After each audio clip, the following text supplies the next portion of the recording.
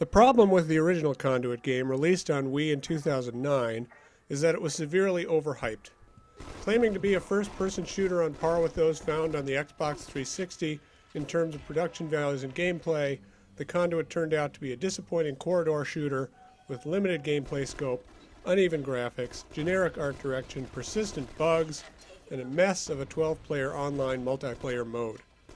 The game received mediocre reviews overall, and High Voltage shrank back into the night, promising to deliver a sequel that made good on all those original promises.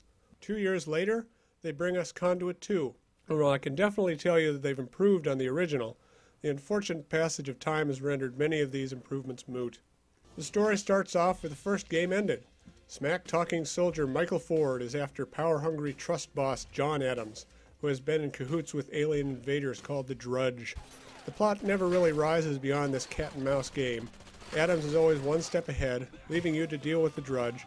Then the ending comes along and just makes you scratch your head. Unlike something in Metal Gear, however, you're not suffering through the gameplay for the story. It's the other way around. The gameplay in Conduit 2 is notably improved from the original, due in large part to the variety of control options. You can use the Wii Remote and Nunchuck with or without the Wii Motion Plus. With Wii Motion Plus, the control feels a little tighter, but not a lot. Using the aim assist option brings more precision. The control customization from the original Conduit makes a triumphant return here, though I will say it might take you a long time to get everything working just right.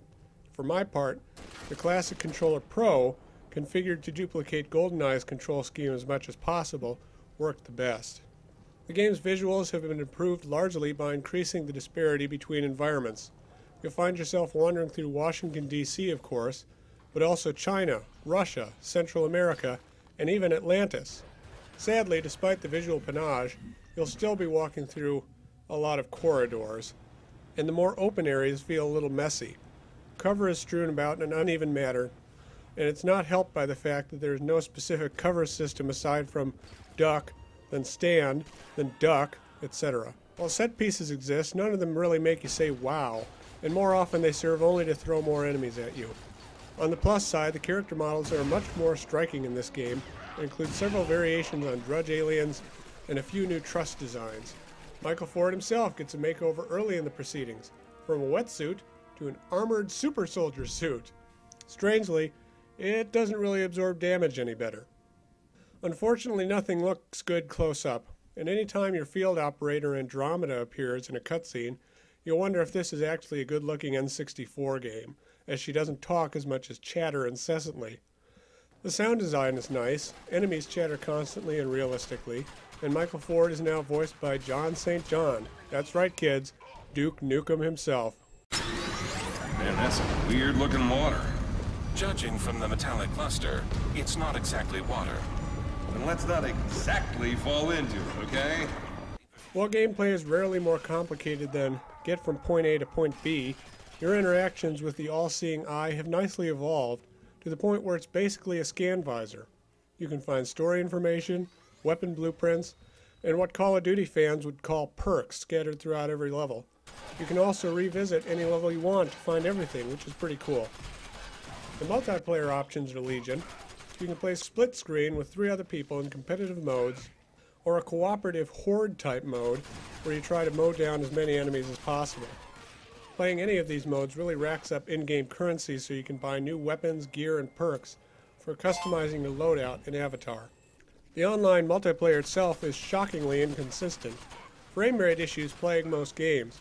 Being dropped in the lobby was a constant hazard for me personally, and connecting to games is sometimes an issue. I even encountered one instance where the game just locked up while trying to find a game. Once you do actually connect, there are a good variety of maps and game types. Conduit 2, however, doesn't have the staying power of GoldenEye in the online arena, at least not for me. One other thing I want to point out. Almost every time I jumped online, the game went through a lengthy process of searching for and downloading patches. These patches fix not just online problems, but solo campaign problems too.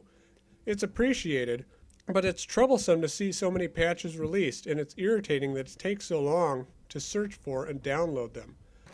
Conduit 2 has some good moments and has proven itself a perfectly competent shooter with middling issues, My biggest complaint is that the game just isn't memorable, and there are other shooters on the Wii I'd rather be playing. For a single-player experience, I'll go with Metroid Prime Trilogy or GoldenEye any day. For online multiplayer, or even offline, GoldenEye still reigns supreme.